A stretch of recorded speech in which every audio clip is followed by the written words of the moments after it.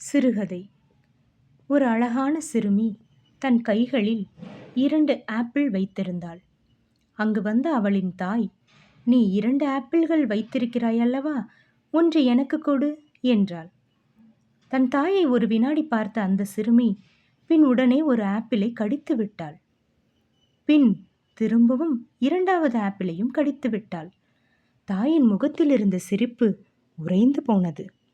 தன் ஏமாற்றத்தை வெளிப்படுத்த முடியாமல் தவித்தாள் அந்த தாய். உடனே அந்த சிறுமி தாயிடம், "அம்மா, இந்த ஆப்பிள் தான் இனிப்பாக இருக்கு, நீ இதை எடுத்துக்கோ" என்று சொன்னாள் மழலையாக. நீங்கள் யாராக வேண்டுமானாலும் இருக்கலாம், உங்கள் அனுபவம் எவ்வளவாகவும் இருக்கலாம், அறிவு விஸ்தீரணமாகவும் இருக்கலாம். ஆனால் ஒருவரை பற்றி கணிப்பதை மட்டும் தள்ளி போடுங்கள். ஆம், சற்று தள்ளி போட்டே கணியுங்கள்.